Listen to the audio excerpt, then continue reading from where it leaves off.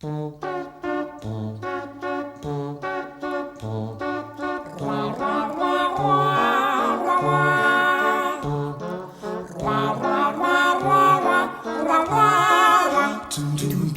doopy doopy doo, doopy doopy doopy doopy doo, doopy doopy doopy doopy doopy.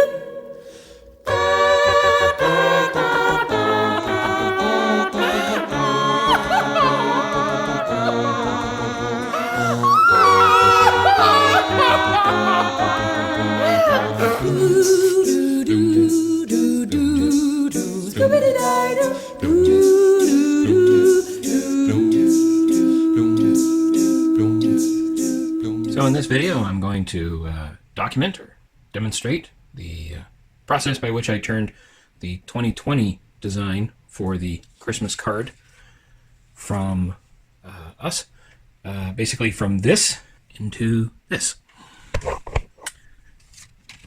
It is a very lengthy process. So after the initial cutting and scoring, I'm just going to fast forward the crap out of this thing. Because I think it takes somewhere in the area of about an hour to do the entire construction. So here we go. It's a 4-panel job, although one of the panels is just additional components.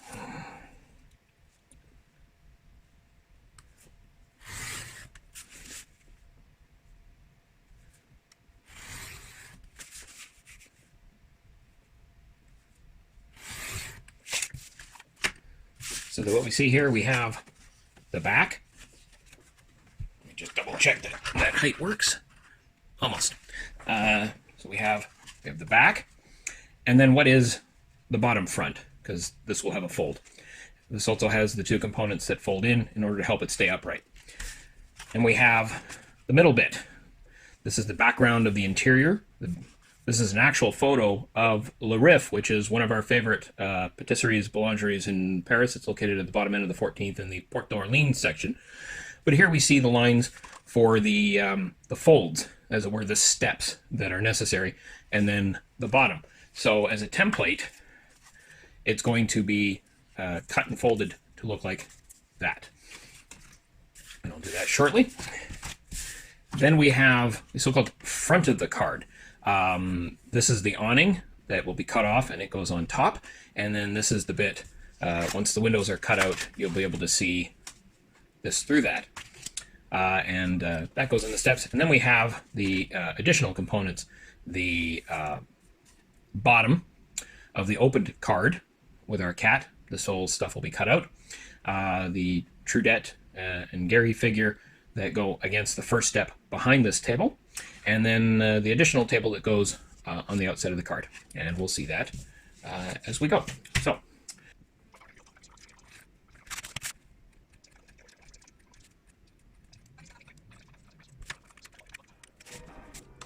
I actually cut this out backwards because normally I go from the interior out, and I've just proven to myself why I do that, because cutting into it just creates more things to connect. So now we're going to score it.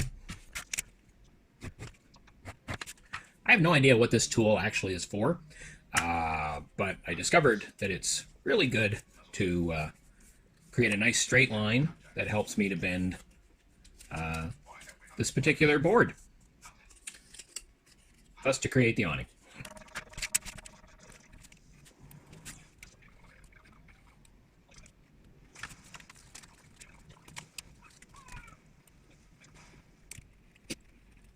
Yay.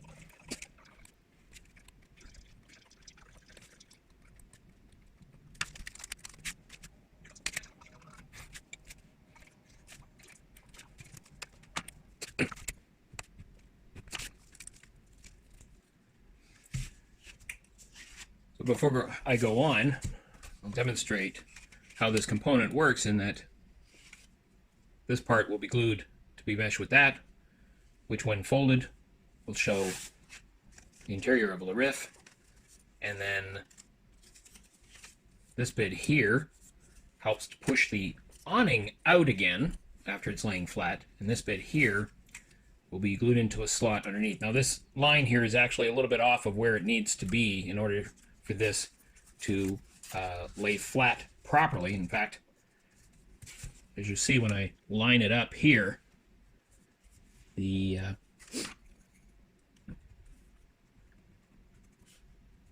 actual ideal slot is just a bit below the one that I carved in.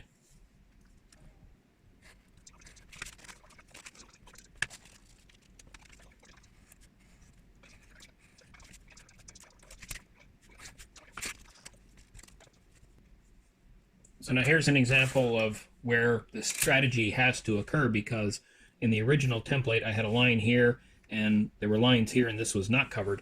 I have since extended the graphic down and removed that line to help me remember where I need to score, because where this folds is critical to it working properly.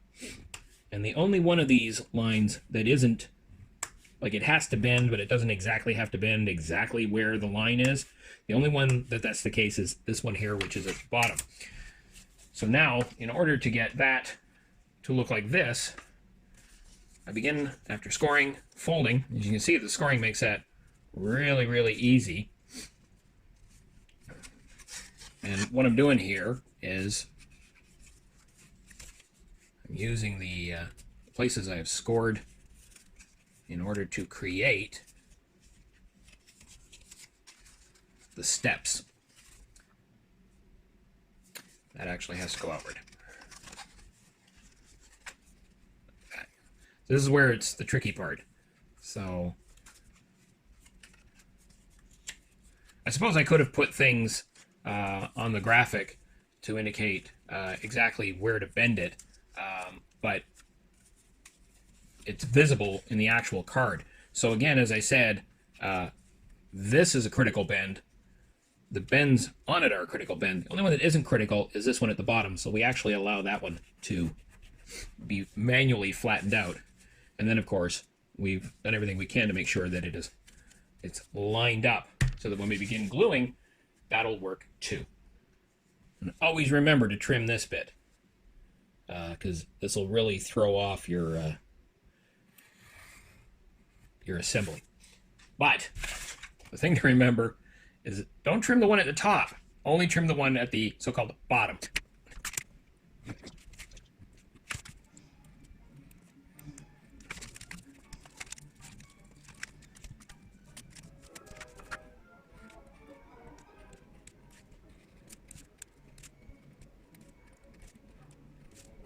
I like it when that pops out, eh? Sometimes getting those things out of place is a bit on the tricky side. And it doesn't really matter if there's some, well, I'm going to call it flaring, you know, when the cardboard doesn't quite tear properly and you have this like leftover little sort of fringy bit, but it's still much nicer when there isn't. Jerry Goldsmith's score, by the way.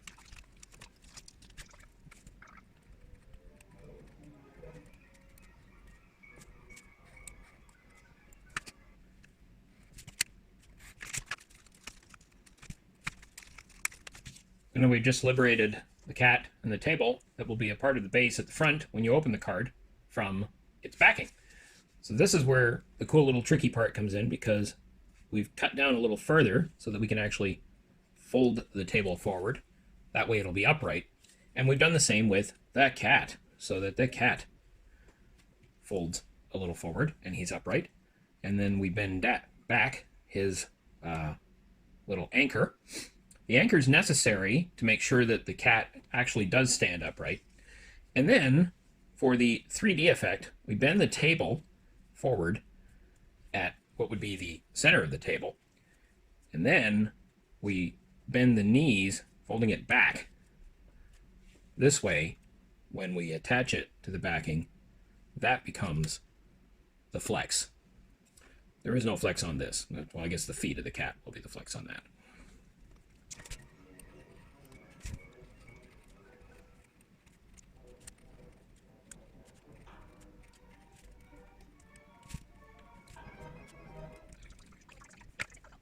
Now we've done the same thing for the two characters based on Trudy's tubettes.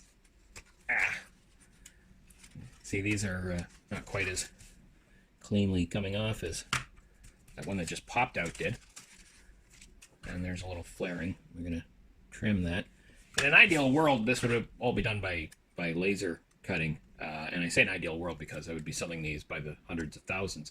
The amount of time to program the laser to do this would take longer than it takes me to cut it for the few that I have. But you'll notice that there's a bridge here, and the reason for that is that the actual overlap, as you can see, there isn't much overlap on the part where they go.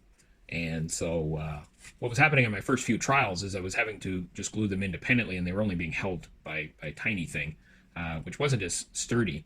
It's much sturdier when it's done this way.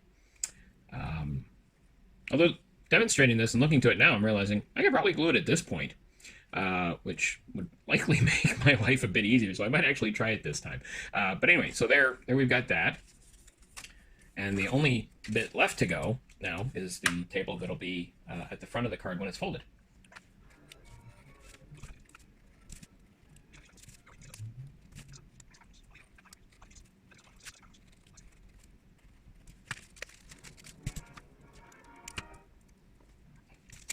So now we're at the point where we have all the components cut.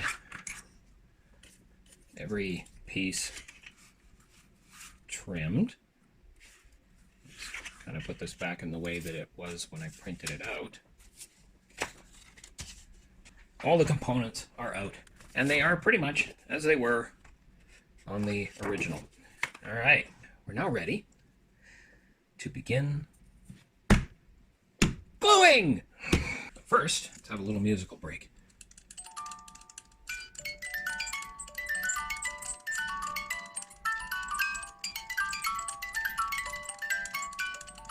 That was kind of pointless, and yet it entertained me. Okay, so I think on the basis of what I mentioned, I'm going to actually do that. This will be the first time that I do this, but I'm going to glue this in place before I go any further. Let's see how that works.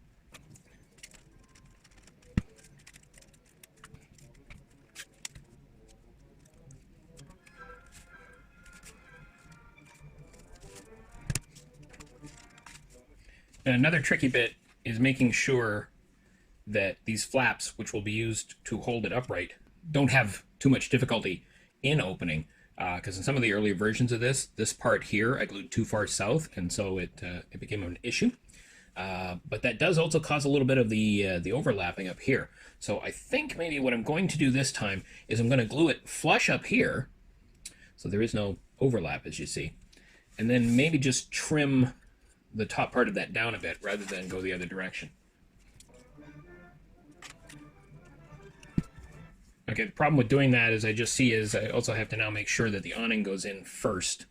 So again, we're doing this assembly a little bit different than other ones, just because I want to, it's a quality improvement cycle. I want to see if I can eliminate the hassle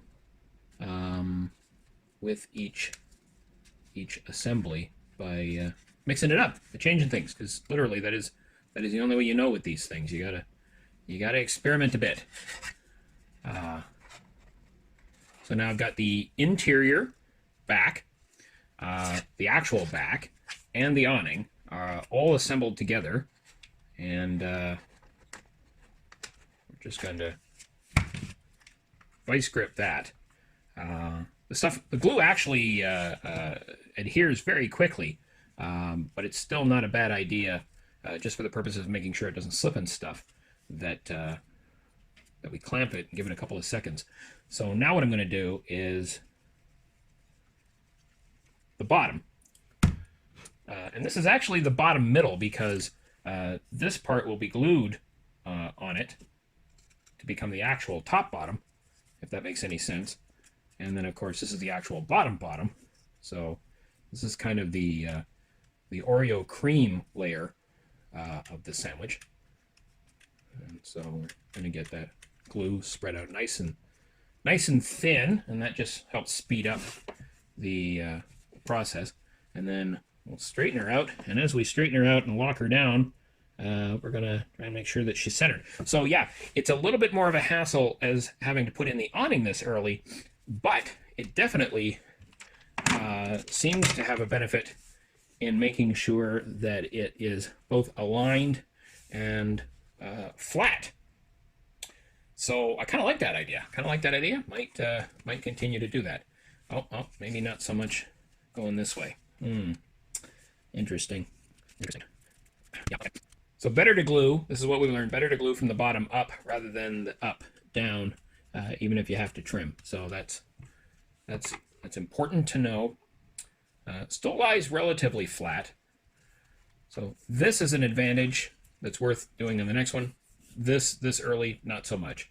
But sort of, but almost. We'll see when we get the final assembly done. So now it's going to be a bit trickier in a way because this has to be put in.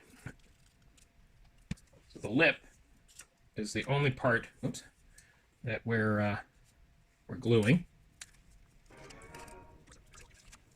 Again, the most critical part is that when you fold it forward, it doesn't get in the way of that closing. So definitely have it in the right position, and then it's just a matter of lining it up going down.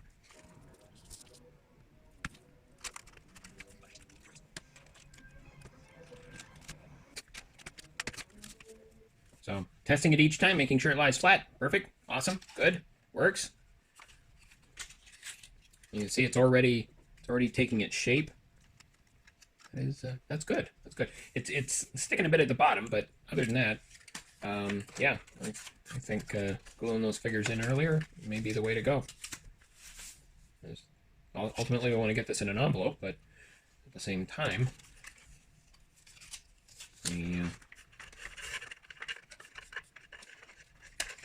this kind of bending technique I'm doing here, where I'm going back and forth, this always helps to. Oh, geez. Okay, that's why. Didn't quite let the glue dry there. Oh dear. All right, well, a little bit longer. You gotta let the glue dry.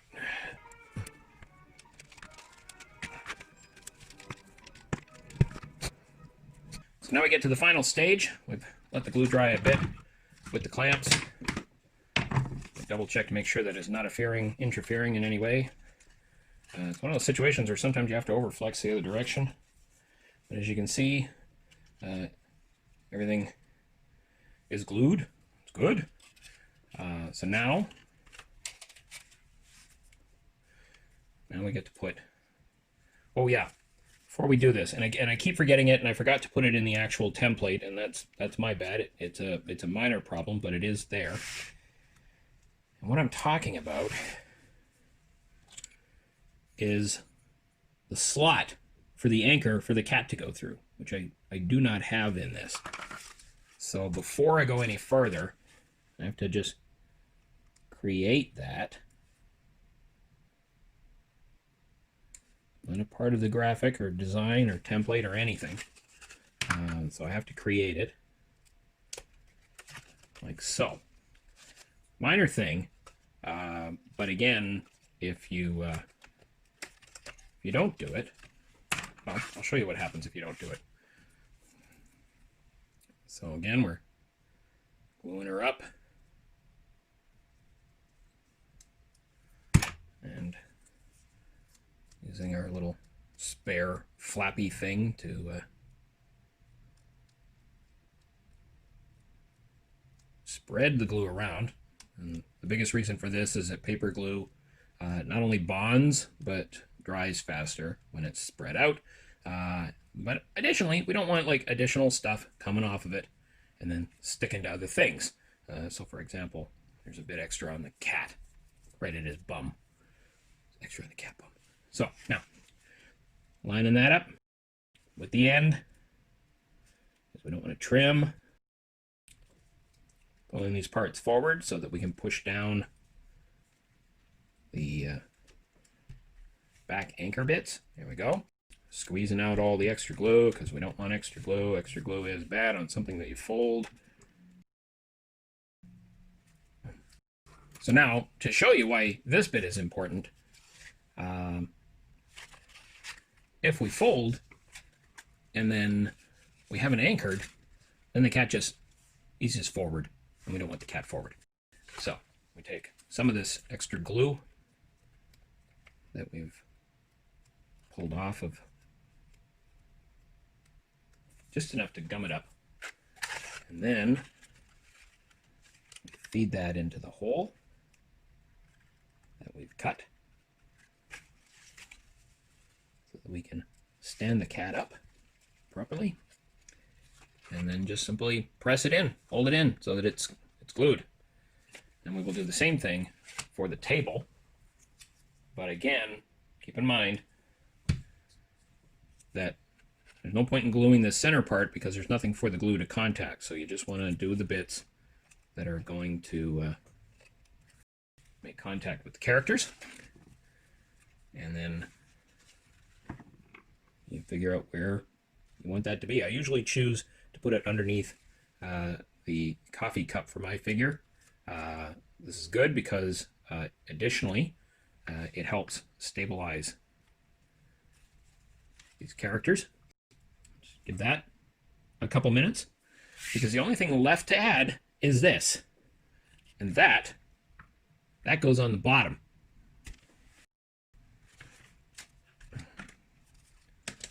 So this is pretty much our final assembly here. As you can see, lays nice and flat, but again, it's the front when you take it out of the envelope, but it'll be the bottom when it's standing up.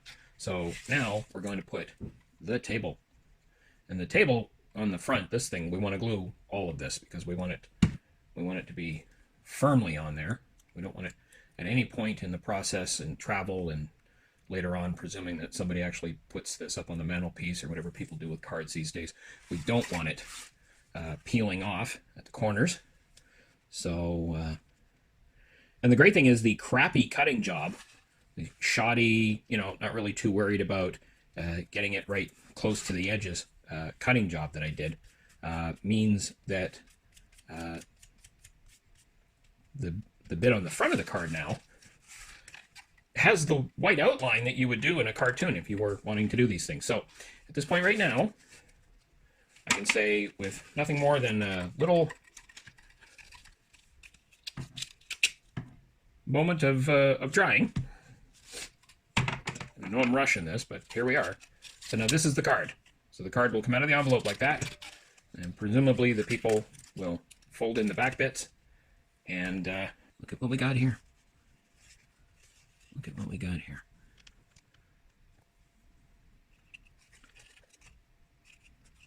The 2020 Christmas card, which we have dubbed Cafe Noel. Ta-da! Well, let's celebrate that with another music box. This was from our last trip.